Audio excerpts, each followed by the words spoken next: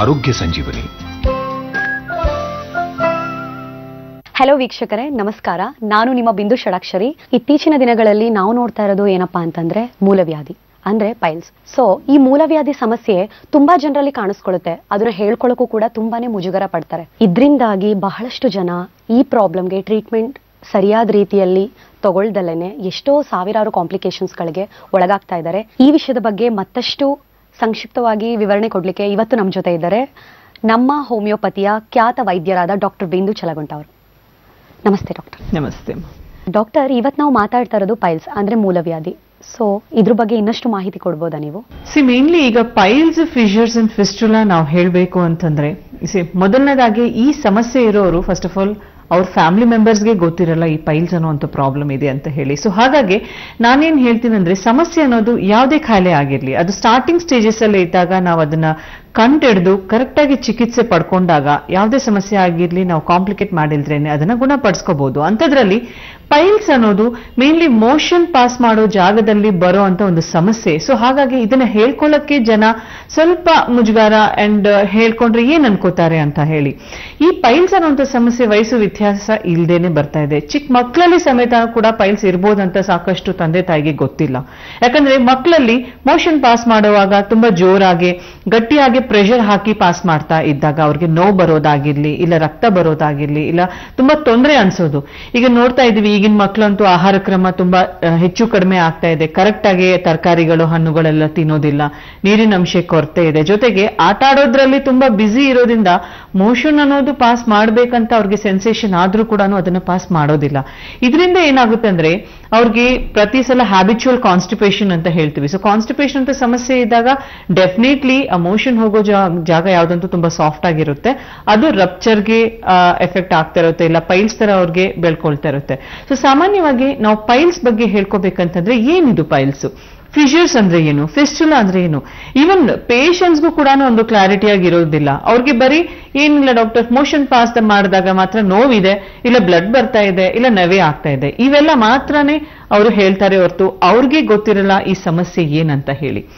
Mainly gastric system ಅಲ್ಲಿ ಕಾಣುವಂತ ಸಮಸ್ಯೆ ಅಂದ್ರೆ ಬಾಯಿಂದ ಹಿಡಿದು ನಮಗೆ ಮೋಷನ್ ಪಾಸ್ ಮಾಡೋ ಜಾಗ ಪೂರ್ತಿಯ ನಾವು ಗ್ಯಾಸ್ಟ್ರೋ ಇಂಟೆಸ್ಟಿನಲ್ ಟ್ರಾಕ್ಟ್ ಅಂತ ಹೇಳ್ತೀವಿ.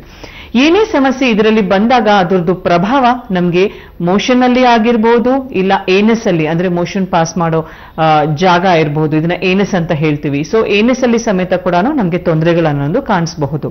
ಸೊ ಸಾಮಾನ್ಯವಾಗಿ ನಾವು ಊಟ ತಿಂದದ ಮೇಲೆ ಅದು ಕ್ರಮೇಣವಾಗಿ ಕೆಳಗಡೆ ಹೋಗಿ ಹೊಟ್ಟೆ ಒಳಗಡೆ ಅರ್ಧ ಜೀರ್ಣ ಆಗಿ ನಂತರ ಚಿಕ್ಕ ಕರಳಲ್ಲಿ ಅದರಿಂದ ದೊಡ್ಡ ಕರಳಲ್ಲಿ ಹೋಗಿ ನಂತರ ರೆಕ್ಟಮ್ ಅಂತ ತುದಿಗೆ ಹೋಗಿ ಏನಸ್ ಇಂದ ಆಚೆ ಬರಬೇಕಾಗಿರೋದೆ ಇದು ಗ್ಯಾಸ್ಟ್ರಿಕ್ ಸಿಸ್ಟಮ್ ಅಂತ ಹೇಳ್ಕೋಬಹುದು. ಇದರಲ್ಲಿ ಏನೇ ತೊಂದರೆ ಬಂದರೂ ಕೂಡ ಅದರದ್ದು ಎಫೆಕ್ಟ್ ಅನ್ನೋದು ಖಂಡಿತ ನಮಗೆ ಕೆಳಗಡೆ ಭಾಗದಲ್ಲಿನೂ ಕೂಡ ಬರಬಹುದು. ಸಾಕಷ್ಟು ಜನ ನಾನು ತಿಂತಾ ಇರೋದು ಊಟಕ್ಕೆ ಅದೇನ್ ಸಂಬಂಧ, ನನಗೆ ಗ್ಯಾಸ್ಟ್ರಿಕ್ ಸಿಸ್ಟಮ್ ಇದೆಯಲ್ಲ, ನನಗೆ ಯಾಕೆ ಪೈಲ್ಸ್ ಬರುತ್ತೆ ಇಂತ ಅನ್ಕೋತಾರೆ. ಡೆಫಿನೆಟ್ಲಿ ನಮ್ಮ ಜೀವನ ಶೈಲಿ, ನಾವು ತಿಂತಾ ಇರೋಂಥ ಆಹಾರ, ಒತ್ತಡ ಜೀವನ ಇರಬಹುದು, ನಿದ್ದೆ, ಸ್ಲೀಪ್ ಡಿಸ್ಟರ್ಬೆನ್ಸ್ ಇರಬಹುದು, ಇಂಥವೆಲ್ಲ ಕೂಡ ನಮ್ ಎಲ್ಲೋ ಒಂದ್ ಕಡೆ ನಮ್ಮ ಪೈಲ್ಸ್ಗೂ ಮೂಲ ಕಾರಣ ಅಂತಾನೆ ಹೇಳ್ಕೋಬಹುದು. ಸೊ ಈಗ ಪೈಲ್ಸ್ ವಿಷಯಕ್ಕೆ ಬಂದ್ರೆ ಫಾರ್ ಎಕ್ಸಾಂಪಲ್ ವೆರಿಕೋಸ್ ಅನ್ನೋದು ಎಲ್ಲರೂ ನೋಡಿರ್ತೀವಿ. ಈ ರಕ್ತ ನಾಡಿಗಳು, ಉಬ್ಬಿದ್ದು ರಕ್ತ ನಾಡಿಗಳು ಕೆಳಗಡೆ ಭಾಗದಲ್ಲಿ ಎಸ್ಪೆಷಲಿ ಕಾಲ್ ಭಾಗದಲ್ಲಿ ಕಂಡುಬಂದಾಗ ವೆರಿಕೋಸ್ ಯಾವ ತರ ಅಂತ ಹೇಳ್ಕೋಬಹುದು. ಅದೇ ತರ ಮೋಷನ್ ಪಾಸ್ ಮಾಡೋ ಜಾಗದಲ್ಲಿ ಆ ನಾಡಿಗಳು ಉಬ್ಕೊಳ್ಳತ್ತೆ, ವೇನ್ಸ್ಗಳು ಉಬ್ಬಿಕೊಂಡು ನಮ್ಗೆ ಹೊರಗಡೆ ಕಂಡು ಬಂದಾಗ ಪೈಲ್ಸ್ ಅಂತ ಹೇಳ್ಬಹುದು. ಕೆಲವೊಬ್ಬರಿಗೆ ಒಂದರಿಂದ ಹಿಡಿದು ಮಲ್ಟಿಪಲ್ ಪೈಲ್ಸ್ ಕೂಡ ಇರ್ತಾ ಇರುತ್ತೆ. ಸೊ ಇದನ್ನ ನಾವು ಪೈಲ್ಸ್ ಅಂತ ಹೇಳ್ತೀವಿ. ಸಹಜವಾಗೂ ಯಾವುದೇ ವಯಸ್ಸಲ್ಲಿನೂ ಇದು ಬರಬಹುದು, ಅಂದ್ರೆ ಲೇಡೀಸ್ಗೆ ಬರಬಹುದು, ಜೆಂಟ್ಸ್ಗೆ ಬರಬಹುದು, ಮಕ್ಕಳಲ್ಲಿ ಸಮೇತ ಕೂಡ ಈ ಪೈಲ್ಸ್ ಅನ್ನೋದು ಬರಬಹುದು. ಬಟ್ ಫಿಶರ್ಸ್ ಅಂದ್ರೆ ಏನು? ಈಗ ಫಿಶರ್ಸ್ ವಿಷಯಕ್ಕೆ ಬಂದ್ರೆ ಮೋಷನ್ಸ್ ಅನ್ನೋದು ಒಂದು ಸ್ಪಿಂಕ್ಟರ್ ತರ, ಅಂದ್ರೆ ಯಾವಾಗ್ಲೂ ಅದು ಓಪನ್ ಆಗಿ ಇರೋದಿಲ್ಲ. ಯಾವಾಗ ನಮ್ಗೆ ರೆಕ್ಟಮ್ ಅಲ್ಲಿ ಅಂದ್ರೆ ಆ ಕರಳು ತುದಿನಲ್ಲಿ ಫೀಸಸ್ ಅಂದ್ರೆ ಮೋಷನ್ ಕಂಟೆಂಟ್ ಏನಿರುತ್ತೆ, ಸ್ಟೂಲ್ಸ್ ಯಾವ್ದಂತ ಇರುತ್ತೆ, ಅದು ಬಂದು ಫುಲ್ ಆದಾಗ ನಮ್ಗೆ ಮೋಷನ್ ಹೋಗ್ಬೇಕಂತ ಸೆನ್ಸೇಷನ್ ಅನ್ಸ್ತಾ ಇರುತ್ತೆ. ಸೊ ಅದು ನಿಮಗೆ ಸ್ಪಿಂಕ್ಟರ್ ಅನ್ನೋದು ಓಪನ್ ಆದಾಗ ಮೋಷನ್ ಅನ್ನೋದು ನಾವು ಸುಲಭವಾಗಿ ಪಾಸ್ ಮಾಡ್ತಾ ಇರ್ತೀವಿ. ಬಟ್ ಆ ಸ್ಪಿಂಕ್ಟರ್ ಅನ್ನೋದು ಫೋಲ್ಡ್ಸ್ ತರ ಇರುತ್ತೆ, ತುಂಬಾ ಮೃದುವಾಗಿ ಇರುವಂತ ಚರ್ಮ ಅದು. ಬಟ್ ಏನಾಗುತ್ತೆ ಅಂದ್ರೆ ಕಾನ್ಸ್ಟಿಪೇಷನ್, ಈಗ ಎಷ್ಟೊಂದು ಜನಕ್ಕೆ ದಿನ ಮೋಷನ್ ಹೋಗಕ್ ಆಗೋದಿಲ್ಲ, ಇಲ್ಲ ಕ್ಲಿಯರ್ ಆಗಿ ಮೋಷನ್ ಪಾಸ್ ಮಾಡಕ್ ಆಗೋದಿಲ್ಲ, ಇಲ್ಲ ನೀರ್ ಚೆನ್ನಾಗಿ ಕುಡಿಯೋದಿಲ್ಲ, ತುಂಬಾ ಹೊತ್ತು ಕೂತ್ಕೊಂಡೇ ಕೆಲಸ ಮಾಡ್ತಾ ಇರ್ತಾರೆ, ಹೀಟಿನ ಪದಾರ್ಥಗಳು ಹೆಚ್ಚಕ್ಕೆ ತಗೋತಾರೆ, ಪೀಚ್ ಪದಾರ್ಥಗಳು ತಗೊಳ್ಳೋದಿಲ್ಲ. ಇವೆಲ್ಲ ಕಾರಣಗಳಿಂದ ಏನಾಗುತ್ತೆ ಅಂದ್ರೆ ಮೋಷನ್ ತುಂಬಾ ಗಟ್ಟಿಯಾಗಿ ಪಾಸ್ ಮಾಡಬೇಕು ಅಂಡ್ ರೆಗ್ಯುಲರ್ ಆಗಿ ಪಾಸ್ ಮಾಡೋ ಅಭ್ಯಾಸ ಇಲ್ಲ ಅಂತಂದ್ರೆ ಡೆಫಿನೆಟ್ಲಿ ಆ ಮೋಷನ್ ಅಲ್ಲಿ ಇರುವಂತ ನೀರಿನ ಅಂಶ ಎಲ್ಲ ಅಬ್ಸರ್ವ್ ಆಗ್ಬಿಟ್ಟು ಮೋಷನ್ ತುಂಬಾ ಸ್ಟ್ರೆಸ್ ಆಗಿ ಕೂತ್ಕೋಬೇಕಾಗಿರುತ್ತೆ. ತುಂಬಾ ಜೋರಾಗಿ ಪ್ರೆಷರ್ ಹಾಕಿ ಕೂತ್ಕೊಂಡಾಗ ಆ ಸ್ಪಿಂಟರ್ ಯಾವ್ದಂತ ಇರುತ್ತೆ ಅದರಲ್ಲಿ ಕಂಡು ಬರುವಂತ ಕ್ರ್ಯಾಕ್ಸ್ ಅಂದ್ರೆ ಕಟ್ ಆಗಿರುತ್ತಲ್ಲ, ಆ ಕ್ರ್ಯಾಕ್ಸ್ ನಾವು ಫಿಷರ್ಸ್ ಅಂತ ಹೇಳ್ತೀವಿ. ಸಹಜವಾಗಿ ಫಿಷರ್ಸ್ ಅಲ್ಲಿ ಬ್ಲೀಡಿಂಗ್ ಅನ್ನೋದು ಬರ್ತಾ ಇರುತ್ತೆ, ಅಂದ್ರೆ ತುಂಬಾ ರಕ್ತ ಅನ್ನೋದು ಹೋಗ್ತಾ ಇರುತ್ತೆ. ಇನ್ನು ನೆಕ್ಸ್ಟ್ ಥರ್ಡ್ ಟೈಪ್ ಅಂತಂದ್ರೆ ಫಿಸ್ಚುಲಾ. ಇದು ಕೂಡ ಸಾಕಷ್ಟು ಜನ ಕೇಳಿರ್ತಾರೆ ಫಿಸ್ಚುಲಾ ಆಗಿದೆ ನಮ್ಗೆ ಅಂತ ಹೇಳಿ. ಈಗ ಮೋಷನ್ ಒಳಗಡೆ ಏನಂತ ತುದಿ ಪೈಪ್ ಇರುತ್ತಲ್ಲ, ತಾನಾಗಿ ಒಂದು ಜಾಗ ಅಂದ್ರೆ ಸಪರೇಟ್ ಆಗಿ ಇನ್ನೊಂದು ದ್ವಾರ ಮಾಡಿಕೊಂಡು ಮೋಷನ್ ಪಕ್ಕದಲ್ಲಿ ಒಂದು ಚಿಕ್ಕ ಗುಳ್ಳೆ ತರ ಆಗಿರುತ್ತೆ. ಆ ಗುಳ್ಳೆಯಿಂದ ಒಡ್ಕೊಂಡು ರಕ್ತ ಬರೋದಾಗಿರ್ಲಿ, ಕೀವು ಬರೋದಾಗಿರ್ಲಿ, ಇಲ್ಲ ಇನ್ಫೆಕ್ಟೆಡ್ ಆಗಿರುವಂತ ಕಂಟೆಂಟ್ ಏನಿರುತ್ತೆ ಅವೆಲ್ಲ ಕೂಡ ಅವ್ರಿಗೆ ಬರ್ತಾ ಇರುತ್ತೆ. ಸೊ ಪ್ರತಿ ಸಲ ಅವ್ರಿಗೆ ಇದು ಗೊತ್ತಿರಲ್ಲ, ಒಳಗಡೆಯಿಂದ ಇನ್ನೊಂದು ದ್ವಾರ ಆಗಿದೆ ಅನ್ನೋದು ಗೊತ್ತಿರಲ್ಲ. ಏನೋ ಒಂದು ಗುಳ್ಳೆ ಆಗಿದೆ, ನಮ್ಗೆ ಏನೋ ರಕ್ತ ಬರ್ತಾ ಇದೆ, ಕೀವು ಬರ್ತಾ ಇದೆ ಅನ್ನೋದು ಮಾತ್ರ ಅನ್ಕೋತಾರೆ ಹೊರತು ಇದು ಫಿಸ್ಟುಲಾ ಅಂತ ಅನ್ಕೊಳ್ಳೋದಿಲ್ಲ. ಸೊ ಈ 3 ಪ್ರಾಬ್ಲಮ್ ಕೂಡ ನಮ್ಗೆ ಒಟ್ಟಾರೆ ಮೇನ್ ಓವರ್ ಆಲ್ ಆಗಿ ನಮ್ಗೆ ಕೂತ್ಕೊಳ್ಳಕ್ಕೂ ನಿಂತ್ಕೊಳ್ಳಕ್ಕೂ ಎಲ್ಲಾ ರೀತಿಯಂತ ಆಕ್ಟಿವಿಟೀಸ್ಗೆ ತುಂಬಾ ತೊಂದರೆ ಕೊಡುವಂತಹ ಒಂದು ಸಮಸ್ಯೆ ಅಂತಾನೆ ನಾವು ಹೇಳ್ಕೋಬಹುದು. ಹಲೋ, ನಮಸ್ಕಾರ. ನಮಸ್ಕಾರ ಮೇಡಮ್. ನಿಮ್ ಹೆಸರು, ಎಲ್ಲಿಂದ ಕರೆ ಮಾಡ್ತಾ ಇದ್ದೀರಾ? ರಾಜು ಅಂತ ಮೇಡಮ್. ಡಾಕ್ಟರ್ ಇದಾರೆ ನಮ್ ಜೊತೆ, ಮಾತಾಡಿ. ಹಲೋ ಹಲೋ, ಹೇಳಿ ರಾಜು ಅವರೇ, ತಮ್ಗೇನ್ ಸಮಸ್ಯೆ ಇದೆ? ಮೇಡಮ್ ಪೈಲ್ಸ್ ಪ್ರಾಬ್ಲಮ್ ಇತ್ತು ಮೇಡಮ್ ನಮಗೆ. ಓಕೆ, ತಮ್ಗೆ ಎಷ್ಟು ವಯಸ್ಸಪ್ಪ? ಈಗ 29 ಏಜ್ ಇದೆ ಮೇಡಮ್. 29 ಇಯರ್ಸ್. ಓಕೆ, ಮನೇಲಿ ಯಾರಿಗಾದ್ರೂ ಪೈಲ್ಸ್ ಪ್ರಾಬ್ಲಮ್ ಇದೆನಾ? ಯಾಕೆ ಇಷ್ಟು ಚಿಕ್ಕ ವಯಸ್ಸಲ್ಲಿ ಪೈಲ್ಸ್ ಬಂದಿದೆ? ಹೌದು, ತಂದೆಯವ್ರಿಗೆ ಇತ್ತು ಪೈಲ್ಸ್. ಓಕೆ, ಎಷ್ಟು ವರ್ಷದಿಂದ ಈ ಪ್ರಾಬ್ಲಮ್ ಇದೆ ನಿಮ್ಗೆ? ಒಂದು 3-4 ಇಯರ್ಸ್ ಇಂದ ಇದೆ ಮೇಡಮ್. ಓಕೆ, ಏನೆಲ್ಲ ಲಕ್ಷಣಗಳಿದೆ ಅಂತ ಹೇಳ್ತೀರಾ? ನನಗೆ ಮೋಷನ್ಸ್ ಹೋಗ್ಬೇಕಾದ್ರೆ ತುಂಬಾ ಹಾರ್ಡ್ ಅನ್ಸುತ್ತೆ. Okay. ಇಲ್ಲಾಂದ್ರೆ ಔಟ್ಸೈಡ್ ಏನಾದ್ರು ಒಂದೊಂದ್ಸಲ ಫುಡ್ ಮಾಡೋದು, ಫುಡ್ ಎಲ್ಲ ತಿಂದಾಗ ತುಂಬಾ ಮೋಷನ್ಸ್ ಹೋಗೋದು, ತುಂಬಾ ಕಷ್ಟ, ರೂಢಿ ಆಗೋದು. ಓಕೆ, ಹಾರಿಬಲ್ ಅನ್ಸುತ್ತೆ ಮೇಡಮ್. ಬ್ಲೀಡಿಂಗು ಹೋಗ್ತಾ ಇದೇನಪ್ಪ? ಬ್ಲೀಡಿಂಗ್ ಏನಿಲ್ಲ ಮೇಡಮ್, ತುಂಬಾ ಕಷ್ಟ ಆಗುತ್ತೆ. ನನಗೆ ತುಂಬಾ ಹಾರ್ಡ್ ಹೋಗ್ತಿರೋದ್ರಿಂದ ನನಗೆ ಮೋಷನ್ಸ್ ಪ್ರೆಷರ್ ಕೊಟ್ಟು ಮಾಡೋದು. ಓಕೆ, ಬೇರೆ ಏನಾದ್ರು ಚಿಕಿತ್ಸೆ ತಗೊಂಡಿದ್ದೀರಾ, ಇಲ್ಲ ಏನಾದ್ರು ಡಾಕ್ಟರ್ಗೆ ತೋರಿಸಿದೀರಾ? ಹೌದು ಮೇಡಮ್, ಈಗಾಗಲೇ ನಾನು ತೋರಿಸಿದ್ದೀನಿ ಡಾಕ್ಟರ್ಸ್ಗೆ, ಟ್ರೀಟ್ಮೆಂಟ್ ಕೂಡ ಮಾಡಿದ್ದೀನಿ. 4 ಮಂತ್ ವರೆಗೂ ಕಂಟಿನ್ಯೂಸ್ ಆಗಿ ಅವ್ರು ಏನ್ ಹೇಳಿದ್ರೆ ಅದನ್ನ ಪ್ರೊಸೀಜರ್ ಮೇಂಟೈನ್ ಮಾಡ್ತಾರೆ. ಬಟ್ ನನ್ಗೇನು ಅದನ್ನ ರಿಸಲ್ಟ್ ಸಿಕ್ಕಿಲ್ಲ ಮೇಡಮ್. ಓಕೆ, ನೋಡಿಪ್ಪ, ನೀವ್ ಹೇಳಿರೋ ಪ್ರಕಾರ ಅಂತೂ ನಿಮ್ಗೆ ಬ್ಲೈಂಡ್ ಪೈಲ್ಸ್ ಇದ್ದಂಗಿದೆಪ್ಪ. ಬಟ್ ಏನಂದ್ರೆ ಅದು ಎಕ್ಸಾಮಿನ್ ಮಾಡಿದ ನಂತರ ಗೊತ್ತಾಗುತ್ತೆ ನಮ್ಗೆ ಯಾವ ಸ್ಟೇಜ್ ಅಲ್ಲಿ ಇದೆ ಅಂತ ಹೇಳಿ. ಬಟ್ ಅಫ್ಕೋರ್ಸ್ ನೀವ್ ಹೇಳ್ದಂಗೆ ತುಂಬಾ ಸಫರ್ ಆಗ್ತಾ ಇದ್ದೀರಾ ಅಂತಂದ್ರೆ ನೀವು ಬೇರೆ ಕಡೆ ತೋರಿಸ್ಕೊಂಡಾಗ ಅದು ಡೆಫಿನೆಟ್ಲಿ ಸರ್ಜರಿ ಅಂತ ಹೇಳ್ತಾರೆ. ಸೊ ಯಾವುದೇ ರೀತಿ ಚಿಂತೆ ಏನು ಮಾಡಕ್ ಹೋಗ್ಬೇಡಿ. ಖಂಡಿತವಾಗ್ಲೂ ಹತ್ರದಲ್ಲಿ ಇರುವಂತ ನಮ್ಮ ಹೋಮಿಯೋಪತಿ ಶಾಖೆಗೆ ಒಂದ್ಸತಿ ಹೋಗಿ ಭೇಟಿ ಆಗಿ ಬಾ. ಒಂದ್ಸಲ ಎಕ್ಸಾಮಿನ್ ಮಾಡ್ತಾರೆ. ನಿಮ್ಗೆ ತುಂಬಾ ಚಿಕ್ಕ ವಯಸ್ಸಲ್ಲಿ ಬಂದಿರೋ ಕಾರಣದಿಂದ, ಯಾವ ಕಾರಣದಿಂದ ಬಂದಿದೆ, ಪ್ರತ್ಯೇಕವಾಗಿ ನಿಮ್ಗಂತಾನೆ ಚಿಕಿತ್ಸೆ ಅನ್ನೋದು ನಾವು ಪ್ಲಾನ್ ಮಾಡ್ತೀವಿ. ಓಕೆ, ಸೊ ಯಾವುದೇ ತರ ಮುಜುಗರ ಇಲ್ದೇನೆ ಅದನ್ನ ತೋರಿಸ್ಕೊಳ್ಳಿ. ಓಕೆ, ಸೊ ಹತ್ರದಲ್ಲಿ ಶಾಖಾ ನಮ್ಮ ಹೋಮಿಯೋಪತಿ ತುಂಬಾ ಇದೆ. ನಿಮ್ಗೆ ಹತ್ರ ಯಾವ್ದಿದೆ ಅಂತ ನೋಡ್ಕೊಂಡು ಹೋಗಿ ಒಂದ್ಸಲ ಹೋಗಿ ಭೇಟಿ ಆಗಿ. Thank you. ಕರೆ ಮಾಡೋದಕ್ಕೆ ಧನ್ಯವಾದಗಳು. ಪ್ರತಿಯೊಂದು ಸಮಸ್ಯೆಗೆ ಡೆಫಿನೆಟ್ಲಿ ಲಕ್ಷಣಗಳಾಗಿರ್ಲಿ, ಸಿಂಪ್ಟಮ್ಸ್ ಆಗಿರ್ಲಿ, ಸೈನ್ಸ್ ಆಗಿರ್ಲಿ ಅನ್ನೋದು ಖಂಡಿತವಾಗ್ಲೂ ಇರುತ್ತೆ. ಕೆಲವೊಬ್ರು ಏನಂತಾರಂದ್ರೆ, ಡಾಕ್ಟರ್ ನಾವು ಆ ಏರಿಯಾನ ವಾಶ್ ಮಾಡುವಾಗ ನಮ್ಗೇನು ಕಾಣಿಸ್ತಾ ಇಲ್ಲ, ಸೊ ಮುಟ್ಟಿದ್ರೆ ಏನು ಗೊತ್ತಾಗ್ತಾ ಇಲ್ಲ, ಬಟ್ ಯಾಕೋ ವಾಶ್ ಪಾಸ್ ಮಾಡಿದಾಗೆಲ್ಲ ತುಂಬಾ ನೋವಾಗ್ತಾ ಇದೆ. ಇಲ್ಲ ಕೆಲವೊಬ್ಬರಿಗೆ ನೋವಿರುತ್ತೆ, ಕೆಲವೊಬ್ಬರಿಗೆ ನೋವಿರೋದಿಲ್ಲ, ಕೆಲವೊಬ್ಬರಿಗೆ ನವೆ ಇರುತ್ತೆ, ಅಂದ್ರೆ ಇಚ್ಚಿಂಗ್ ಇರುತ್ತೆ, ಕೆಲವೊಬ್ಬರಿಗೆ ಇರಿಟೇಷನ್ ಇರುತ್ತೆ, ಕೆಲವೊಬ್ಬರಿಗೆ ಗಾಜು ಪೀಸಸ್ ಚುಚ್ಕೊಂಡಂಗೆ ಇರುತ್ತೆ. ಇವೆಲ್ಲ ಸಿಂಪ್ಟಮ್ಸ್ ಇರಬಹುದು. ಇನ್ನು ಕೆಲವೊಬ್ಬರಿಗೆ ಬ್ಲೀಡಿಂಗ್ ಕೂಡ ಆಗುತ್ತೆ. ಸೊ ನಾವು ನಾರ್ಮಲ್ ಆಗಿ ಒಂದು ಮೊಳಕೆ ತರ ಬೆಳೆದಿರೋ ಅಂತ ಒಂದು ಸಮಸ್ಯೆನ ನಾವು ಪೈಲ್ಸ್ ಅಂತ ಹೇಳ್ತೀವಿ. ಇದು ಬ್ಲೀಡಿಂಗ್ ಆಗ್ತಾ ಇದ್ರೆ ಬ್ಲೀಡಿಂಗ್ ಪೈಲ್ಸ್ ಅಂತ ಹೇಳ್ಕೋಬಹುದು. ಇನ್ ಕೇಸ್ ಬ್ಲೀಡಿಂಗ್ ಆಗ್ಲಿಲ್ಲ ಅಂತಂದ್ರೆ ಬ್ಲೈಂಡ್ ಪೈಲ್ಸ್ ಅಂತ ಹೇಳ್ಕೋಬಹುದು. ಸಾಕಷ್ಟು ಜನ ನನ್ಗೆ ಏನು ಸಿಂಪ್ಟಮ್ಸ್ ಇಲ್ಲ ಡಾಕ್ಟರ್, ಬರೀ ಒಂದು ಮೊಳಕೆ ತರ ಬೆಳೆದಿದೆ, ಅದು ಒಂದಿತ್ತು ಈಗ 2 ಆಗಿದೆ. ಯಾಕಂದ್ರೆ ಡೆಫಿನೆಟ್ಲಿ ಯಾವ ಕಾರಣದಿಂದ ನಿಮ್ಗೆ ಆ ಪೈಲ್ ಅನ್ನೋದು ಬೆಳೆದಿರುತ್ತೆ, ಸೇಮ್ ಅದೇ ಕಾರಣದಿಂದ ನಿಮ್ಗೆ ಪೈಲ್ ಅನ್ನೋದು ಮಲ್ಟಿಪ್ಲೈ ಆಗ್ತಾ ಇರುತ್ತೆ. ಅಂದ್ರೆ ಸೈಜ್ ಇನ್ಕ್ರೀಸ್ ಆಗಬಹುದು, ಇಲ್ಲ ನಂಬರ್ ಆಫ್ ಪೈಲ್ಸ್ ಅನ್ನೋದು ಇನ್ಕ್ರೀಸ್ ಆಗಬಹುದು. ಬಟ್ ಅದು ನಂಬರ್ ಆಫ್ ಪೈಲ್ಸ್ ಇನ್ಕ್ರೀಸ್ ಆಗಿದೆ ಅಂತ ಹೇಳಿ ಚಿಕಿತ್ಸೆಗೆ ಬರ್ತಾ ಇರ್ತಾರೆ. ನೋವಿಲ್ಲ ಅಂತಂದ್ರೆ ಯಾವ ಪೇಷಂಟ್ ಕೂಡ ಡಾಕ್ಟರ್ ಹತ್ರ ಬರೋದಿಲ್ಲ. So don't neglect it. ಏನು ಲಕ್ಷಣಗಳು ನಿಮ್ಗೆ ಆ ಜಾಗದಲ್ಲಿ ಕಾಣ್ತಾ ಇದ್ರು ನಮ್ಮ ಹೋಮಿಯೋಪತಿನಲ್ಲಿ ತುಂಬಾ ಎಕ್ಸ್ಪೀರಿಯನ್ಸ್ಡ್ ಡೆಡಿಕೇಟೆಡ್ ಡಾಕ್ಟರ್ಸ್ ಇರ್ತಾರೆ, ಬಂದು ನೀವು ತೋರಿಸ್ಕೋಬಹುದು. ಲೇಡೀಸ್ ಪೇಷಂಟ್ಸ್ಗೆ ಲೇಡೀಸ್ ಡಾಕ್ಟರ್ಸ್ ಇದ್ದಾರೆ, ಜೆಂಟ್ಸ್ ಪೇಷಂಟ್ಸ್ಗೆ ಜೆಂಟ್ಸ್ ಡಾಕ್ಟರ್ ಇದ್ದಾರೆ. ಥರ ಎಕ್ಸಾಮಿನ್ ಮಾಡಿ ಫಸ್ಟ್ ಆಫ್ ಆಲ್ ಅವ್ರ ಪ್ರಾಬ್ಲಮ್ ಯಾವ ಸ್ಟೇಜ್ ಅಲ್ಲಿ ಇದೆ ಅನ್ನೋದು ತಿಳ್ಕೋಬೇಕಾಗಿರುತ್ತೆ. ಯಾಕಂದ್ರೆ ಪೈಲ್ಸ್ ಅಲ್ಲಿ ಕೂಡ ತುಂಬಾ ಗ್ರೇಡ್ಸ್ ಇರುತ್ತೆ. ಕೆಲವೊಬ್ಬರಿಗೆ ಇಂಟರ್ನಲ್ ಪೈಲ್ಸ್ ಇರ್ಬೋದು, ಅಂದ್ರೆ ಒಳಗಡೆಗೆ ಮಾತ್ರ ಆ ನಾಡಿಗಳು ಉಬ್ಕೊಂಡಿರುತ್ತೆ, ಹೊರಗಡೆಗೆ ಏನೂ ಇರಲ್ಲ. ಸೊ ಅಂಥದ್ರಲ್ಲಿ ಕೂಡ ನಾವು ಎಕ್ಸಾಮಿನ್ ಮಾಡಬಹುದು, ಬಟ್ ಅದು ತುಂಬಾ ಇಂಟೀರಿಯರ್ ಆಗಿದ್ರೆ ಮಾತ್ರ ಏನಾದ್ರೂ ಕೊಲೊನೋಸ್ಕೋಪಿಗೆ ಇಲ್ಲ ಬೇರೆ ಇನ್ವೆಸ್ಟಿಗೇಷನ್ಸ್ಗೆ ನಾವು ರೆಫರ್ ಮಾಡಬಹುದು. ಬಟ್ ಎಕ್ಸ್ಟರ್ನಲ್ ಪೈಲ್ಸ್ ನಮ್ಗೇನಾದ್ರೂ ಇದ್ರೆ ಡೆಫಿನೆಟ್ಲಿ ಅದನ್ನ ಎಕ್ಸಾಮಿನ್ ಮಾಡಿ ಸರ್ಜರಿ ಇಲ್ದೇನೆ, ಸೈಡ್ ಎಫೆಕ್ಟ್ಸ್ ಇಲ್ದೇನೆ ನಮ್ಮ ಹೋಮಿಯೋಪತಿನಲ್ಲಿ ಕೊಡುವಂತ ಅಡ್ವಾನ್ಸ್ಡ್ ಟ್ರೀಟ್ಮೆಂಟ್ ಇಂದ ಡೆಫಿನೆಟ್ಲಿ ಪೈಲ್ಸ್ ಕೂಡ ನಾವು ಗುಣಪಡಿಸ್ಕೋಬಹುದು. ಇನ್ನೊಂದು ಫಿಶರ್ ವಿಷಯಕ್ಕೆ ಬಂದ್ರೆ ಕ್ರ್ಯಾಕ್ಸ್. ಜಸ್ಟ್ ಇಮ್ಯಾಜಿನ್ ಮಾಡಿ, ನಿಮ್ ಚರ್ಮದ ಮೇಲೆ ಒಂದು ಚಿಕ್ಕ ಗಾಯ ಆಗಿರುತ್ತೆ, ಅದು ಎಷ್ಟೇ ಡೀಪರ್ ಇದ್ರೂ ಸೂಪರ್ಫಿಷಿಯಲ್ ಇದ್ರೂ ನಮ್ಗೆ ಇನ್ ಕೇಸ್ ಮುಟ್ಟಿಲ್ಲ ಅಂದ್ರೂ ಕೂಡ ಅದು ತುಂಬಾ ನೋವು ಕೊಡ್ತಾ ಇರುತ್ತೆ, ಅದು ವಾಸಿ ಆಗಕ್ಕೂ ತುಂಬಾ ಸಮಯ ತಗೊಳ್ತಾ ಇರುತ್ತೆ. ಅಂತದ್ರಲ್ಲಿ ಫಿಶರ್ಸ್ ಬಂದ್ಬಿಟ್ಟು ನಮ್ಗೆ ಮೋಷನ್ ಪಾಸ್ ಮಾಡೋ ಜಾಗದಲ್ಲಿ ಕ್ರ್ಯಾಕ್ಸ್ ಇದ್ದಾಗ ನಾವು ಡೆಫಿನೆಟ್ಲಿ ಪ್ರತಿದಿನ ಮೋಷನ್ ಹೋಗ್ಲೇಬೇಕು, ಪ್ರೆಷರ್ ಕ್ರಿಯೇಟ್ ಆಗ್ಲೇಬೇಕು. ಅಂತದ್ರಲ್ಲಿ ಆ ಕ್ರ್ಯಾಕ್ಸ್ ಅನ್ನೋದು ಪ್ರತಿ ಸಲ ವಾಸಿ ಆಗಕ್ಕೆ ಪ್ರಯತ್ನ ಆಗುವಾಗ ಪ್ರತಿ ಸಲ ಓಪನ್ ಆಗುತ್ತೆ, ಪ್ರತಿ ಸಲ ಅದು ಮತ್ತೆ ರಿಅಕರ್ ಆಗ್ತಾ ಇರುತ್ತೆ. ಸೊ ಎಷ್ಟೊಂದು ಜನ ಇದಕ್ಕೂ ಕೂಡ ಸರ್ಜರಿ ಮಾಡ್ಕೋತಾ ಇರ್ತಾರೆ. Surgery is not the solution, ಯಾಕಂದ್ರೆ ಸುತ್ತಮುತ್ತ ನಮ್ಗೆ ಫೋಲ್ಡ್ಸ್ ಇರುತ್ತೆ. ಒಂದ್ ಫೋಲ್ಡ್ ಅಲ್ಲಿ ಕ್ರ್ಯಾಕ್ ಆಗಿದೆ ಅಂತ ಹೇಳಿ ಸರ್ಜರಿ ಮಾಡಿಸ್ಕೊಂಡು ಮತ್ತೆ ಬೇರೆ ಫೋಲ್ಡ್ ಅಲ್ಲಿ ಕೂಡ ಕ್ರ್ಯಾಕ್ಸ್ ಆಗಬಹುದು. ಸೊ ಮೂಲ ಕಾರಣ ಏನಿದೆ, ಫಿಶರ್ಸ್ ಯಾಕೆ ಬಂದಿದೆ ಅವ್ರಿಗೆ, ಇದು ಕರೆಕ್ಟ್ ಆಗಿ ತಿಳ್ಕೊಂಡು ಅದಕ್ಕೆ ಚಿಕಿತ್ಸೆ ಕೊಟ್ಟಾಗ ಮಾತ್ರ ನಾವು ಇದಕ್ಕೆ ಕರೆಕ್ಟ್ ಆಗಿ ಪರಿಹಾರ ಅನ್ನೋದು ಕಂಡ್ಕೋಬಹುದು. And fistula, as I said, fistula ಅನ್ನೋದು ಒಳಗಡೆಯಿಂದಾನೇ ಬೇರೆ ದ್ವಾರ ಆಗಿದೆ. ಡೆಫಿನೆಟ್ಲಿ ಯಾರಿಗೂ ಕೂಡ ಸ್ಟಾರ್ಟಿಂಗ್ ಸ್ಟೇಜ್ ಅಲ್ಲಿ ಈ ಪ್ರಾಬ್ಲಮ್ ಅಷ್ಟು ಮಟ್ಟಿಗೆ ಹೋಗಿರಲ್ಲ, ಅದಕ್ಕಿಂತ ಮೊದಲೇನೆ ಕೆಲವೊಂದು ಲಕ್ಷಣಗಳು ನಿಮ್ಗೆ ಕಂಡು ಬರ್ತಾ ಇರುತ್ತೆ. ಪ್ರತಿ ಸಲ ಮೋಷನ್ ತುಂಬಾ ಹಾರ್ಡ್ ಆಗಿ ಹೋಗ್ಬೇಕು, ಇಲ್ಲ ಮೋಷನ್ ತುಂಬಾ ಗಟ್ಟಿಯಾಗಿದೆ, ಹೋಗೋ ಜಾಗದಲ್ಲಿ ಅಂದ್ರೆ ಮೋಷನ್ ಪಾಸ್ ಮಾಡಿದ ನಂತರ ತುಂಬಾ ನೋವು ಬರ್ತಾ ಇದೆ, ಇಲ್ಲ ನೆವೆ ಆಗ್ತಾ ಇದೆ, ಇಲ್ಲ ತುಂಬಾ ಗ್ಯಾಸ್ ಹೋಗ್ತಾ ಇದೆ. ಬರೀ ಮೋಷನ್ ಗಟ್ಟಿ ಹೋಗುವಾಗ ಮಾತ್ರನೇ ಅಲ್ಲ, ಸಾಕಷ್ಟು ಜನಿಗೆ IBS ಅಂತ ಒಂದು ಸಮಸ್ಯೆ ಅಂದ್ರೆ ಇರಿಟಬಲ್ ಬಾವಲ್ ಸಿಂಡ್ರೋಮ್. ಇವರಲ್ಲಿ ಏನಾಗುತ್ತೆ ಅಂದ್ರೆ ತುಂಬಾ ಟೆನ್ಷನ್ ತಗೊಂಡು ಪದೇ ಪದೇ ಮೋಷನ್ ಅನ್ನೋದು ಪಾಸ್ ಮಾಡ್ತಾ ಇರ್ತಾರೆ, ಅಂದ್ರೆ ಲೂಸ್ ಮೋಷನ್ಸ್ ಕೂಡ ಆಗ್ತಾ ಇರುತ್ತೆ. ಸೊ ನಾವ್ ಈಗ ಯೋಚನೆ ಮಾಡ್ಬೇಕು, ಲೂಸ್ ಮೋಷನ್ ಕಂಟಿನ್ಯೂಸ್ ಆಗಿ ಆಗೋ ಅವರಲ್ಲಿ ಕೂಡ ನಾವಿಂತ ಪೈಲ್ಸ್, ಫಿಶರ್ಸ್ ಅಂಡ್ ಫಿಸ್ಟುಲಾ ಅನ್ನೋಂಥ ಸಮಸ್ಯೆ ಕೂಡ ನೋಡ್ಬೋದು.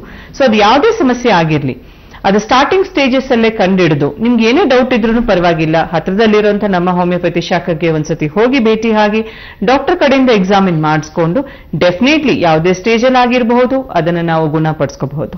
ಹಲೋ, ನಮಸ್ಕಾರ ಮೇಡಮ್. ನಮಸ್ಕಾರ ಮೇಡಮ್. ಎಲ್ಲಿಂದ ಕರೆ ಮಾಡ್ತಾ ಇದ್ದೀರಾ? ಧರ್ಮೇಗೌಡ ಅಂತ ಮೇಡಮ್. ಡಾಕ್ಟರ್ ಇದ್ದಾರೆ ನಮ್ ಜೊತೆ, ಮಾತಾಡಿ. ಹಲೋ, ಹೇಳಿ ಧರ್ಮೇಗೌಡ ಅವರೇ, ತಮ್ಗೆ ಏನ್ ಸಮಸ್ಯೆ ಇದೆ? ನಮಸ್ಕಾರ ಮೇಡಮ್. ನಮಸ್ತೆ, ಹೇಳಿ, ಏನ್ ಪ್ರಾಬ್ಲಮ್ ಇದೆ? ಮೇಡಮ್, ಆಕ್ಚುಲಿ ನನ್ನ ಹೆಲ್ತ್ಗೆ ಸ್ವಲ್ಪ ಮೋಷನ್ ಮಾಡ್ಲಿಕ್ಕೆ ಪ್ರಾಬ್ಲಮ್ ಆಗ್ತಿದೆ ಅಂತ ಹೇಳ್ತಾರೆ.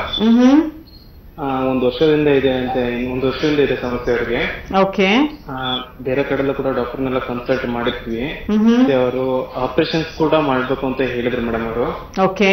ಬಟ್ ನಾನು ಇಂತ ಆಪರೇಷನ್ ಮಾಡಿಸ್ತೀನಿ ಬರೇ ಅಂತ ಕರೆದೆ, ಬಟ್ ಆಪರೇಷನ್ ಮಾಡಿಸ್ಕೊಳ್ಳಿಕ್ಕೆ ಸ್ವಲ್ಪ ಭಯ ಆಗಿ ಎದುರುತ್ತಾ ಇದಾರೆ. ಅದಕ್ಕೋಸ್ಕರ ಏನ್ ಮಾಡ್ಬೇಕು ಅಂತ ಗೊತ್ತಾಗ್ತಿಲ್ಲ. ಎಷ್ಟಪ್ಪ ನಿಮ್ ಹೆಂಡತಿಗೆ ವಯಸ್ಸು? ಅವ್ರಿಗೆ 24 ವರ್ಷ ಮೇಡಮ್. 24 ವರ್ಷ, ತುಂಬಾ ಚಿಕ್ಕ ವಯಸ್ಸು. ಮಕ್ಳಿದಾರ ನಿಮ್ಗೆ?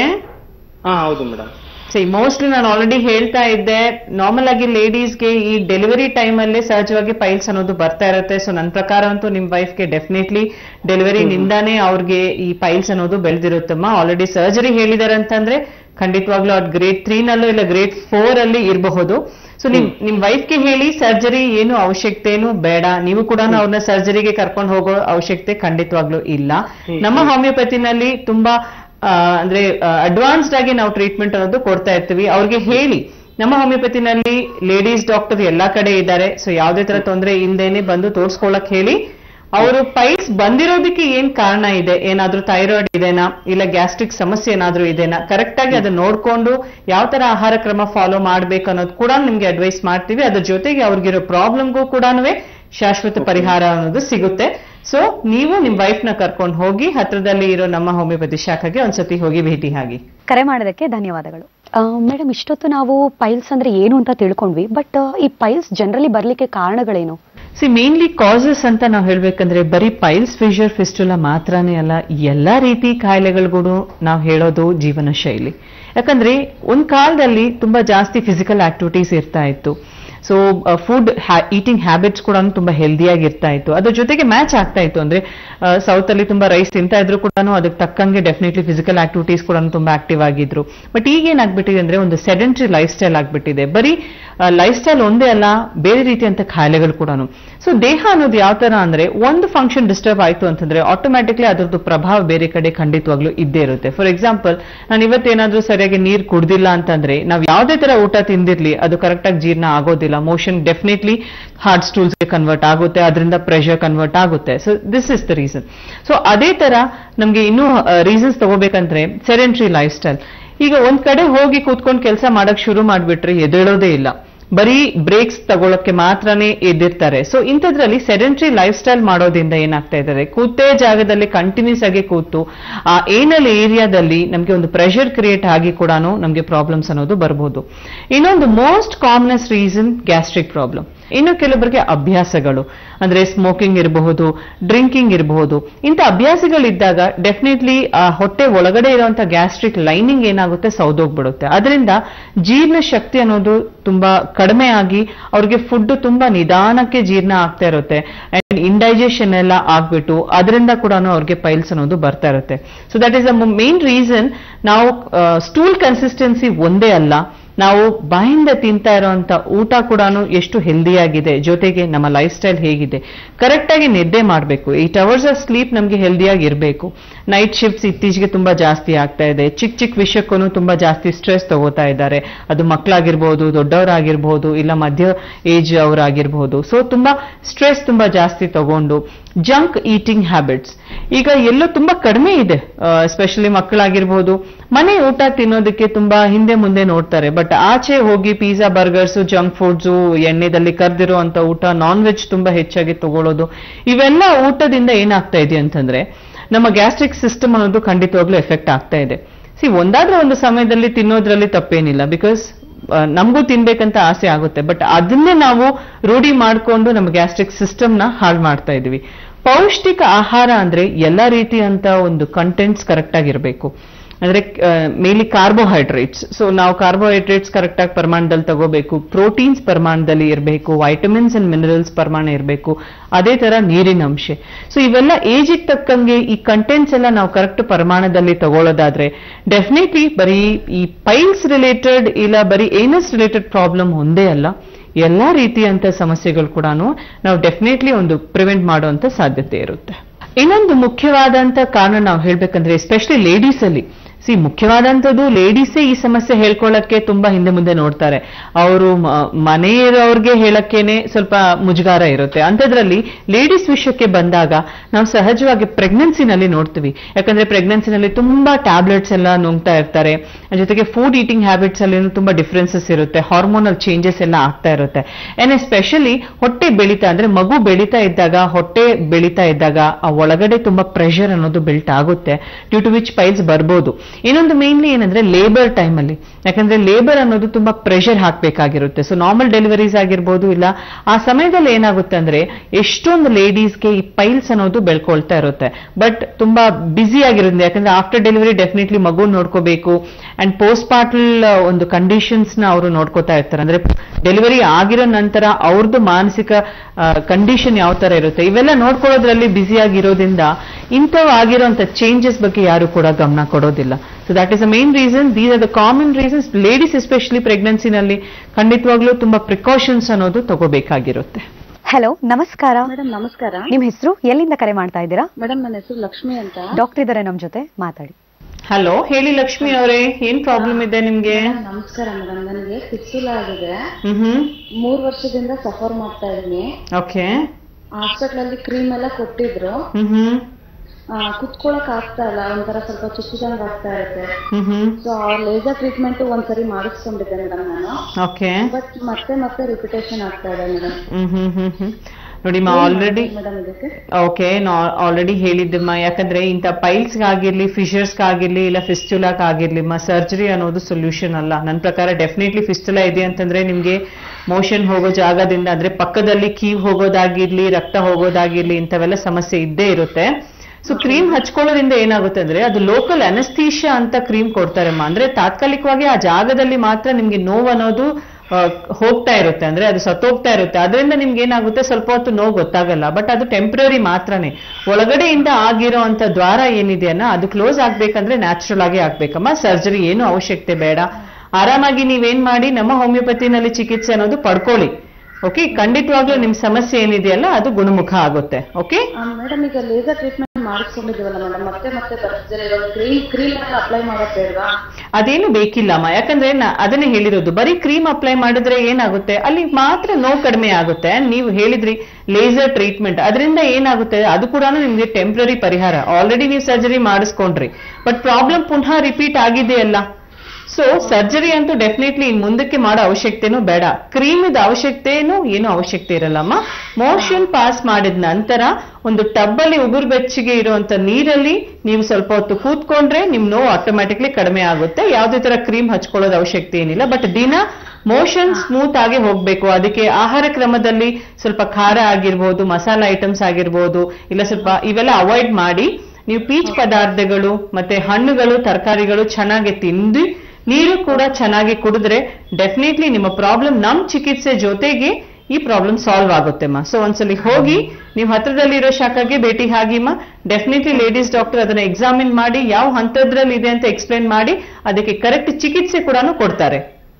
Okay madam, thank you madam. ಓಕೆಮ್ಮ, ಕರೆ ಮಾಡೋದಕ್ಕೆ ಧನ್ಯವಾದಗಳು. ಓಕೆ ಡಾಕ್ಟರ್, ಇವಾಗ ನಾವು ಪೈಲ್ಸ್ ಅಲ್ಲಿ ಸಿಂಪ್ಟಮ್ಯಾಟಿಕಲಿ ವೈಸ್ ನೋಡೋದಾದ್ರೆ, ಎಕ್ಸಾಂಪಲ್ ಇವಾಗ ಒಬ್ಬೊಬ್ರು ಹೇಳ್ತಾರೆ ನನಗೆ ಬರ್ನಿಂಗ್ ಸೆನ್ಸೇಷನ್ಸ್ ಇದೆ, ಮತ್ತೆ ಟೈಟ್ ಮೋಷನ್ಸ್ ಆಗುತ್ತೆ, ಅದ್ರ ಜೊತೆಗೆ ಡೈಜೆಷನ್ಸ್ ಸರಿಯಾದ ರೀತಿಯಲ್ಲಿ ಆಗ್ತಾ ಇಲ್ಲ, ಮತ್ತೆ ಬ್ಲೀಡಿಂಗ್ ಕೂಡ ಹೋಗುತ್ತೆ ಅಂತ ಹೇಳ್ತಾರೆ. ಸೊ ಇದರಲ್ಲಿ ಬೇರೆ ಬೇರೆ ಹಂತಗಳು ಯಾವ್ದಾದ್ರು ಇದೆಯಾ? ಡೆಫಿನೆಟ್ಲಿ ಪೈಲ್ಸ್ ಅಂತಾನೆ ಅಲ್ಲ, ಏನೇ ಕಾಯಿಲೆ ಆಗಿರ್ಲಿ, ಅದು ಗ್ರೇಡ್ಸ್ ಆಗಿರ್ಲಿ, ಇಲ್ಲ ಅದರಲ್ಲಿ ಸ್ಟೇಜಸ್ ಇದ್ದೇ ಇರುತ್ತೆ. ಸೊ ಅದೇ ರೀತಿ ಅಂತ ಪೈಲ್ಸ್ ಅಲ್ಲಿ ಕೂಡ ನಾವು ಸಾಕಷ್ಟು ಗ್ರೇಡ್ಸ್ ಅನ್ನೋದು ನೋಡ್ಬೋದು. ಸಾಮಾನ್ಯವಾಗಿ 4 ಸ್ಟೇಜಸ್ ಇರುತ್ತೆ, ಅಂದ್ರೆ 4 ಗ್ರೇಡ್ಸ್ ಅನ್ನೋದು ಇರುತ್ತೆ. ಸೊ ಮೊದಲನೇದಾಗಿ ಏನಾಗುತ್ತೆ ಅಂದ್ರೆ ನಿಮ್ಗೆ ಇಂಟರ್ನಲ್ ಪೈಲ್ಸ್, ಅಂದ್ರೆ ಹೆಸರಲ್ಲಿ ಗೊತ್ತಾಗ್ತಾ ಇದೆ ಪೈಲ್ಸ್ ಅನ್ನೋದು ಒಳಗಡೆಗಿರುತ್ತೆ. ಸೊ ಹೊರಗಡೆ ನಾವು ಎಕ್ಸಾಮಿನ್ ಮಾಡಿದಾಗ ನಮ್ಗೆ ಏನು ತೊಂದರೆ ಅನ್ನೋದು ಗೊತ್ತಾಗೋದಿಲ್ಲ. ಸೊ ಇಂಥ ಸ್ಟೇಜ್ ಅಲ್ಲಿ ಅವ್ರಿಗೆ ಲಕ್ಷಣಗಳೆಲ್ಲ ಕಾಣ್ತಾ ಇರುತ್ತೆ, ಬಟ್ ಅದು ನೋಡಿದಾಗ ಏನು ಇಲ್ಲ ಅಂತ ಅಂದ್ಮೇಲೆ ನಾವು ಇದನ್ನ ಗ್ರೇಡ್ 1 ಅಂತ ಹೇಳ್ಕೋಬಹುದು. ಗ್ರೇಡ್ 2 ಅಲ್ಲಿ ಏನಾಗುತ್ತೆ ಅಂದ್ರೆ ಕಂಟಿನ್ಯೂಸ್ ಆಗಿ ಯಾವ ಕಾರಣದಿಂದ ಅವ್ರಿಗೆ ಇಂಟರ್ನಲ್ ಪೈಲ್ಸ್ ಬೆಳೆದಿರುತ್ತೋ ಅವೆಲ್ಲ ಕಾರಣದಿಂದ ಆ ಪೈಲ್ ಬಂದ್ಬಿಟ್ಟು ಸ್ಯಾಗ್ ಆಗಿ, ಅಂದ್ರೆ ಎಳ್ಕೊಂಡು ಬಂದು ಆಚೆ ಬರೋಕೆ ಶುರು ಆಗುತ್ತೆ, ಬರೀ ಮೋಷನ್ ಪಾಸ್ ಮಾಡುವಾಗ ಮಾತ್ರ. ಸೊ ಮೋಷನ್ ಪಾಸ್ ಮಾಡುವಾಗ ಆಚೆ ಬಂದು ಮೋಷನ್ ಪಾಸ್ ಆಗಿರೋದು ಮುಗಿದ ನಂತರ ತಾನಾಗೆ ಒಳಗಡೆ ಹೋಗ್ಬಿಟ್ರೆ ಇಂಥ ಪೈಲ್ಸ್ ನಾವು ಗ್ರೇಡ್ 2 ಪೈಲ್ಸ್ ಅಂತ ಹೇಳ್ಕೋಬಹುದು. ಗ್ರೇಡ್ 3 ನಲ್ಲಿ ಏನಾಗುತ್ತೆ ಅಂದ್ರೆ ಮೋಷನ್ ಪಾಸ್ ಮಾಡಿದ ನಂತರ ಒಳಗಡೆ ಇರುವಂತ ಪೈಲ್ಸ್ ಬಂದ್ಬಿಟ್ಟು ನಿಮ್ಗೆ ಹೊರಗಡೆಗೆ ಬರುತ್ತೆ, ಬಟ್ ಅದು ತಾನಾಗಿ, ಅಂದ್ರೆ ಮೋಷನ್ ಪಾಸ್ ಮಾಡಿರೋದು ಮುಗಿದ ನಂತರ ಅದು ತಾನಾಗೆ ಒಳಗಡೆ ಹೋಗೋದಿಲ್ಲ. ಸೊ ಮೆಕ್ಯಾನಿಕಲಿ ಅದನ್ನ ನಾವು ಬೆರಳಿಂದ ಒಳಗಡೆಗೆ ಪುಷ್ ಮಾಡಬೇಕಾಗಿರೋದನ್ನ ನಾವು ಗ್ರೇಡ್ 3 ಅಂತ ಹೇಳ್ಕೋಬಹುದು. ಗ್ರೇಡ್ 4 ಅಲ್ಲಿ ಏನಾಗುತ್ತೆ ಅಂದ್ರೆ ಕಂಪ್ಲೀಟ್ ಆಗಿ ಪೈಲ್ಸ್ ಬಂದ್ಬಿಟ್ಟು ಒಂದು ಬಂಚ್ ಆಫ್ ಪೈಲ್ಸ್ ತರ ಆಚೆ ಬಂದು ಸೇರ್ಕೊಳ್ತಾ ಇರುತ್ತೆ, ಬಟ್ ಅದು ಏನೇ ಮಾಡಿದ್ರು ಒಳಗಡೆ ಹೋಗೋದಿಲ್ಲ. ಗ್ರೇಡ್ 4 ಅಲ್ಲೇ ಸಹಜವಾಗಿ ಜನ ಡಾಕ್ಟರ್ ಹತ್ರ ಬರ್ತಾ ಇರ್ತಾರೆ, ಯಾಕಂತಂದ್ರೆ ಆ ಸಮಯದಲ್ಲಿ ಅವ್ರಿಗೆ ಪ್ರಾಬ್ಲಮ್ ತುಂಬಾ ಜಾಸ್ತಿ ಇರುತ್ತೆ, ಕೂತ್ಕೊಳ್ಳಕ್ಕೂ ಆಗೋದಿಲ್ಲ, ತುಂಬಾ ಹೊತ್ತು ಒಂದು ಮುಳ್ಳು ಮೇಲೆ ಕೂತ್ಕೊಂಡಂಗ್ ಆಗುತ್ತೆ, ಜೊತೆಗೆ ಮೋಷನ್ ಪಾಸ್ ಮಾಡಿದಾಗೆಲ್ಲ ತುಂಬಾ ನೋವು ಬರ್ತಾ ಇರುತ್ತೆ. ಕೆಲವೊಬ್ಬರಿಗೆ ಅದು ಬ್ಲೀಡಿಂಗ್ ಪೈಲ್ಸ್ ಇದ್ರೆ ತುಂಬಾ ಬ್ಲೀಡಿಂಗ್ ಕೂಡ ಆಗ್ತಾ ಇರುತ್ತೆ. ಸೊ ನಮಗ್ ಗೊತ್ತಿದೆ, ಜಸ್ಟ್ ಈಗ ಲೇಡೀಸ್ ವಿಷಯಕ್ಕೆ ತಗೊಂಡ್ಬಿಟ್ರೆ ತಿಂಗಳಲ್ಲಿ ಒಂದು 5 ದಿವಸ ಬ್ಲೀಡಿಂಗ್ ಹೋದ್ರೇನೆ ದೇಹ ತುಂಬಾ ಸುಸ್ತಾಗ್ತಾ ಇರುತ್ತೆ. ಅಂತದ್ರಲ್ಲಿ ಪೈಲ್ಸ್ ಅಲ್ಲಿ ಒಂದು ಲಿಮಿಟ್ ಇರೋದಿಲ್ಲ. ತುಂಬಾ ಜಾಸ್ತಿ ಪೈಲ್ಸ್ ಇದೆ ಅಂತಂದ್ರೆ ತುಂಬಾ ಬ್ಲೀಡಿಂಗ್ ಅನ್ನೋದು ಹೋಗ್ತಾ ಇರುತ್ತೆ. ಡೆಫಿನೆಟ್ಲಿ ಅಂತವರಲ್ಲಿ ಸುಸ್ತಾಗೋದಾಗಿರ್ಲಿ ಇಂಥವೆಲ್ಲ ಸಿಂಪ್ಟಮ್ಸ್ ನಾವು ನೋಡ್ತಾ ಇರ್ತೀವಿ.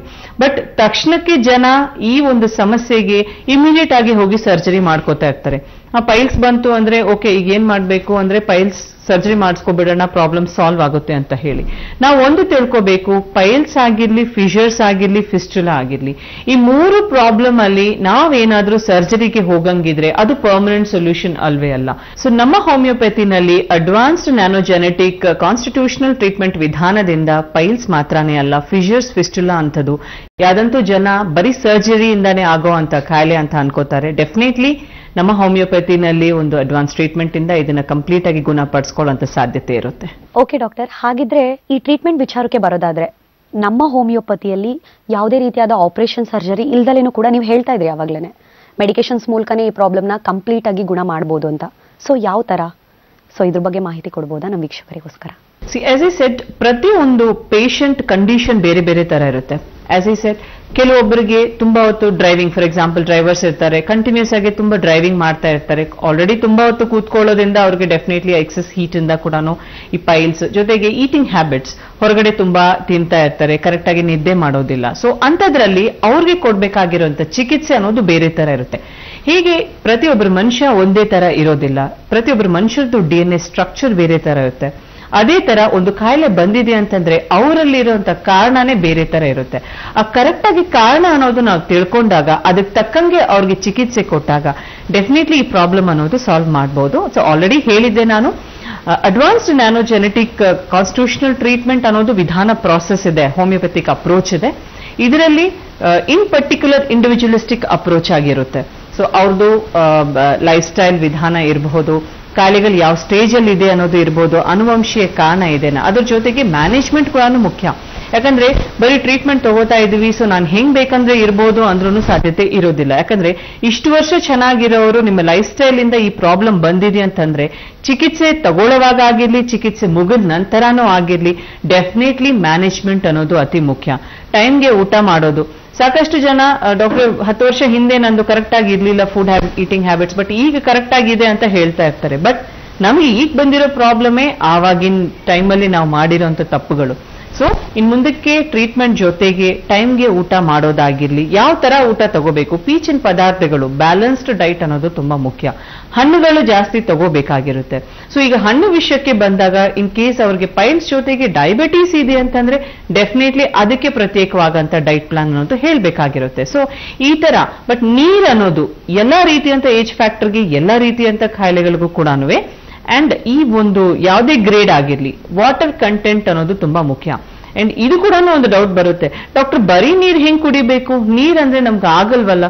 ಅದರಲ್ಲಿ ಕೂಡ ನೀರ್ ಅಂದ್ರೆ ನಿಮ್ಗೆ ನೀರಿನ ಅಂಶಗಳು. ಈಗ ವಾಟರ್ ಮೆಲನ್ ತಿಂದಾಗ ಡೆಫಿನೆಟ್ಲಿ ಆ ವಾಟರ್ ಮೆಲನ್ ನಲ್ಲಿ ಜಾಸ್ತಿ ಪರ್ಸೆಂಟೇಜ್ ವಾಟರ್ ಇರೋದ್ರಿಂದ, ಸೊ ವಾಟರ್ ಮೆಲನ್ ತಿಂದಾಗ ಕೂಡ ನಮ್ಮ ದೇಹದಲ್ಲಿ ಸಾಕಷ್ಟು ವಾಟರ್ ಕಂಟೆಂಟ್ ಅನ್ನೋದು ಹೋಗ್ತಾ ಇದೆ. ಅದರ ಜೊತೆಗೆ ಈ ಕಾಫಿ ಟೀ, ಕೆಲವೊಬ್ಬರಿಗೆ ಹಶು ಆಗ್ತಾ ಇರುತ್ತೆ, ಇಲ್ಲ ಇಮಿಡಿಯೇಟ್ ಆಗಿ ತಿನ್ನಕ್ಕೆ ಏನೂ ಇಲ್ಲ ಅಂತ ಹೇಳಿ ಸಿಕ್ಕಿರೋ ಜಾಗದಲ್ಲಿ ಕಾಫಿ ಟೀ ಕುಡಿಯೋ ಅಭ್ಯಾಸ ಕೂಡ ನನ್ನ ಪ್ರಕಾರ 70 to 80% ಜನರಿಗೆ ಅದು ರೂಢಿ ಇದ್ದೇ ಇರುತ್ತೆ. ಸೊ ಅಂತ ಎಂಟಿ ಸ್ಟಮಕ್ ಅಲ್ಲಿ ಕಾಫಿ ಟೀ ಕುಡಿಯೋದು, ಇಲ್ಲ ತುಂಬಾ ಸ್ಪೈಸಿ ಖಾರ ತಿನ್ನೋದಾಗಿರ್ಲಿ, ಗ್ರೀನ್ ಚಿಲ್ಲೀಸ್ ಯೂಸ್ ಮಾಡೋದು ಹೆಚ್ಚಾಗಿರೋದು, ಇಂಥವೆಲ್ಲ ತಾತ್ಕಾಲಿಕವಾಗಿ ಅವಾಯ್ಡ್ ಮಾಡಬೇಕು. ಯಾಕಂದ್ರೆ ಆಲ್ರೆಡಿ ಪ್ರಾಬ್ಲಮ್ ಇದೆ. ಈಗ ಸಪೋಸ್ ನಾವು ಇವತ್ತಿನ ದಿವಸ ಸ್ವಲ್ಪ ಖಾರ ತಿಂದಿದೀವಿ ಅಂತಂದ್ರೆ next day definitely motion pass ಮಾಡಬೇಕಾದ್ರೆ, ಎಸ್ಪೆಷಲಿ ಪೈಲ್ಸ್ ಪೇಷಂಟ್ ಆಗಿರ್ಲಿ, ಫಿಷರ್ಸ್ ಫಿಸ್ಟುಲಾ ಪೇಷಂಟ್ಸ್ಗೆ ಏನಾಗುತ್ತೆ ಅಂದ್ರೆ ತುಂಬಾ ನೋವಾಗುತ್ತೆ, ಅಂದ್ರೆ ನೋವು ಮಲ್ಟಿಪ್ಲೈ ಆಗುತ್ತೆ. ಅಂಥದ್ರಲ್ಲಿ ಟ್ರೀಟ್ಮೆಂಟ್ ತಗೊಳ್ಳೋವಾಗ ಆಲ್ರೆಡಿ ಇಂಥ ಪ್ರಾಬ್ಲಮ್ಸ್ ಇರೋರು ಕೆಲವೊಂದು ಆಹಾರ ಕ್ರಮದಲ್ಲಿ ಡೆಫಿನೆಟ್ಲಿ ಪದ್ಧತಿನ ಫಾಲೋ ಮಾಡಬೇಕು. ಈ ತರ ಮ್ಯಾನೇಜ್ಮೆಂಟ್ ಮಾಡಿದಾಗ ಡೆಫಿನೆಟ್ಲಿ ಇನ್ನೊಂದು ಅಂದ್ರೆ ಈ ಪೇನ್ ನ ಕಂಟ್ರೋಲ್ ಮಾಡುವಂಥದ್ದು, ಸಿಟ್ಸ್ ಬಾತ್ ಅಂತ ಹೇಳ್ತೀವಿ. ಮೋಷನ್ ಪಾಸ್ ಮಾಡಿದ ತಕ್ಷಣಕ್ಕೆ ಏನಾಗುತ್ತೆ ಅಂದ್ರೆ ಅವ್ರಿಗೆ ಪೇನ್ ತುಂಬಾ ಜಾಸ್ತಿ ಆದಾಗ ಒಂದು ಟಬ್ಗೆ ಉಗುರು ಬೆಚ್ಚಿ ನೀರ್ ಹಾಕ್ಬಿಟ್ಟು ಅದ್ರ ಒಳಗಡೆ ಕೂತ್ಕೊಂಡಾಗ ಡೆಫಿನೆಟ್ಲಿ ಮೋಷನ್ ಪಾಸ್ ಮಾಡೋ ಜಾಗದಲ್ಲಿ ಏನಾಗುತ್ತೆ ಅಂದ್ರೆ ಸುತ್ತಮುತ್ತ ಸ್ವಲ್ಪ ಸ್ಟೂಲ್ಸ್ ಇರೋದ್ರಿಂದ ಅದು ಇನ್ಫೆಕ್ಟ್ ಆಗಿ ನಿಮ್ಗೆ ಕೂಡ ಇನ್ಫೆಕ್ಷನ್ ಆಗಬಹುದು. ಸೊ ಅದರಿಂದ ಸಿಟ್ಸ್ ಬಾತ್ ಮಾಡುವಾಗ ಏನಾಗುತ್ತೆ, ಆ ಏರಿಯಾ ಎಲ್ಲ ಕ್ಲಿಯರ್ ಆಗಿ ಸ್ವಲ್ಪ ನೋವು ಕೂಡ ನಿಮ್ಗೆ ಕಡಿಮೆ ಆಗ್ತಾ ಇರುತ್ತೆ. ಸೊ ಈ ರೀತಿ ಕೆಲವೊಂದು ಮ್ಯಾನೇಜ್ಮೆಂಟ್ಸ್ ಮಾಡೋದ್ರಿಂದ ನಮ್ಮ ಹೋಮಿಯೋಪತಿನಲ್ಲಿ ಕೊಡೋ ಅಂತ ಟ್ರೀಟ್ಮೆಂಟ್ ಇಂದ ಡೆಫಿನೆಟ್ಲಿ ಯಾವುದೇ ಸ್ಟೇಜ್ ಅಲ್ಲಿ ಪೇಷಂಟ್ ನಮ್ಮ ಹತ್ರ ಬಂದಾಗ ಅವ್ರಿಗೆ ಒಂದು ಶಾಶ್ವತ ಪರಿಹಾರ ಅನ್ನೋದು ನಾವು ಖಂಡಿತವಾಗ್ಲೂ ಕೊಡ್ಬೋದು. ಸ್ವಲ್ಪ ಸಮಯ ತಗೊಳುತ್ತೆ, ಬಟ್ ಐ ಥಿಂಕ್ ನಿಮ್ಗಿರೋ ಪ್ರಾಬ್ಲಮ್ಗೆ ಅಷ್ಟು ಸಮಯ ಕೊಡೋದ್ರಲ್ಲಿ ತಪ್ಪೇನಿಲ್ಲ. ಬಟ್ ಡೆಫಿನೆಟ್ಲಿ ಅವ್ರಿಗೆ ನಾವು ಖಂಡಿತವಾಗ್ಲೂ ಅವ್ರ ಸಮಸ್ಯೆಗೆ ಪರಿಹಾರ ಅನ್ನೋದು ಮಾಡ್ಕೊಡ್ತೀವಿ. So first thing is, starting ಅಲ್ಲೇ ಇದ್ದಾಗ ನೀವು ಸ್ವಲ್ಪ ದಿವಸದಲ್ಲೇ ನಮ್ಮ ಹೋಮಿಯೋಪತಿ ಟ್ರೀಟ್ಮೆಂಟ್ ತಗೊಂಡಾಗ ಇನಿಷಿಯಲ್ ಸ್ಟೇಜಸ್ ಅಲ್ಲೇ ನಾವು ಇದನ್ನು ಸಂಪೂರ್ಣ ಗುಣ ಮಾಡ್ತೀವಿ. ಬಟ್ ಇನ್ ಕೇಸ್ ನಿಮ್ ಕಂಡೀಷನ್ ಸರ್ಜರಿ ಲೆವೆಲ್ಗೆ ಹೋಗಿದೆ ಅಂತ ಅನ್ಕೊಳ್ಳಿ, ಗಾಬರಿ ಪಡ್ಬೇಡಿ. ಯಾಕಂದ್ರೆ ಡೆಫಿನೆಟ್ಲಿ ಸರ್ಜರಿ ಹೇಳಿರೋ ಪ್ರತಿ ಸಮಸ್ಯೆಗೆ ಸರ್ಜರಿ ಒಂದೇ ಸೊಲ್ಯೂಷನ್ ಅಲ್ಲ. ಸೊ ಅದು ಇಲ್ದೇನೆ, ಯಾಕಂದ್ರೆ ನೀವ್ ಹೇಳ್ದಂಗೆ ಎಷ್ಟೊಂದ್ ಜನ ಒಂದ್ಸಲ ಅಲ್ಲ 2-3 ಸಲ, ಒಂದು ಪ್ರಾಬ್ಲಮ್ಗೆ ಒಂದ್ಸಲ ಸರ್ಜರಿ ಮಾಡಿದ್ರೇನೆ ಪರಿಹಾರ ಸಿಗ್ತಾ ಇಲ್ಲ ಅಂತ ಹೇಳಿದಾಗ ಜನ ಯಾಕೆ 2-3 ಸಲ ಸರ್ಜರಿ ಮಾಡಿಸ್ಕೋತಾರೆ ಅನ್ನೋದು ಅರ್ಥ ಆಗೋದಿಲ್ಲ. So surgery is not the solution. ಮೊದಲನೇ ಸತಿ ನಿಮ್ಗೆ ಸರ್ಜರಿ ಹೇಳಿದ್ರೆ ಡೆಫಿನೆಟ್ಲಿ ನೀವು ನಮ್ಮ ಹೋಮಿಯೋಪತಿ ಚಿಕಿತ್ಸಾ ವಿಧಾನ ಅನ್ನೋದು ಫಾಲೋ ಮಾಡಬೇಕು. ಆವಾಗ ನಿಮ್ಗೆ ಸರ್ಜರಿ ಅವಾಯ್ಡ್ ಆಗುತ್ತೆ, ಜೊತೆಗೆ ಆಲ್ರೆಡಿ ಸರ್ಜರಿ ಮಾಡಿಸ್ಕೊಂಡ್ರು ಕೂಡ ನಿಮ್ಗೆ ಎಕ್ಸಿಸ್ಟಿಂಗ್ ಪ್ರಾಬ್ಲಮ್ಗೆ ಒಂದು ಪರಿಹಾರ ಅನ್ನೋದು ನಮ್ ಕಡೆ ಸಿಗುತ್ತೆ. ಇಷ್ಟೊತ್ತು ಈ ಮೂಲವ್ಯಾಧಿ ಸಮಸ್ಯೆ ಬಗ್ಗೆ ಬಹಳಷ್ಟು ವಿಷಯಗಳನ್ನ ನಮ್ ಜೊತೆ ನೀವು ಹಂಚಿಕೊಂಡಿದ್ದಕ್ಕೆ ಧನ್ಯವಾದ. ನಮಸ್ತೆ. ನೋಡಿದ್ರಲ್ಲ ವೀಕ್ಷಕರೇ, ಇಷ್ಟೊತ್ತು ನಾವು ಮೂಲವ್ಯಾಧಿ ಅಂದ್ರೆ ಏನು ಅದ್ರ ಬಗ್ಗೆ ಎಲ್ಲ ತಿಳ್ಕೊಂಡಿದ್ದು. ಸೊ ನಿಮ್ಮಲ್ಲೂ ಕೂಡ ಈ ತರ ಸಮಸ್ಯೆಗೆ ಯಾರಾದ್ರೂ ಒಳಗಾಗಿದ್ರೆ ಇಲ್ಲಿ ಕೆಳಗಡೆ ಸ್ಕ್ರಾಲ್ ಆಗ್ತಿರೋಂಥ ನಂಬರ್ಸ್ಗಳಿಗೆ ಕಾಲ್ ಮಾಡಿದ್ರೆ ನೇರವಾಗಿ ಡಾಕ್ಟರ್ನ ಬಂದು ಭೇಟಿ ಮಾಡ್ಕೋಬಹುದು. ನಮ್ಮ ಹೋಮಿಯೋಪತಿಯ ಶಾಖೆಗಳು ಎಲ್ಲೆಲ್ಲಿ ಇದೆ ಅನ್ನೋದೇ ಆದ್ರೆ ಬೆಂಗಳೂರು ಅಂತ ತಗೊಳ್ಳೋದೇ ಆದ್ರೆ ಮಲ್ಲೇಶ್ವರ ಮತ್ತೆ ಜಯನಗರ್, ಮೈಸೂರು, ಹಾಸನ್, ಹುಬ್ಳಿ, ದಾವಣಗೆರೆ ಇರ್ಬೋದು, ಬೆಳಗಾಂ, ಉಡುಪಿ ಇತ್ಯಾದಿ ಟೋಟಲ್ ಆಗಿ 11 ಶಾಖೆಗಳಿವೆ. ಸೊ ನೀವು ಕೂಡ ಹೋಗಿ ನೇರವಾಗಿ ಡಾಕ್ಟರ್ನ ಭೇಟಿ ಮಾಡ್ಕೋಬಹುದು. ಇವತ್ತಿನ ಸಂಚಿಕೆಯನ್ನು ನಾವು ಇಲ್ಲಿಗೆ ಮುಗಿಸ್ತಾ ಇದ್ದೀವಿ. ನಮಸ್ಕಾರ. ನಮ್ಮ ಹೋಮಿಯೋಪತಿ ಆರೋಗ್ಯ ಸಂಜೀವನಿ.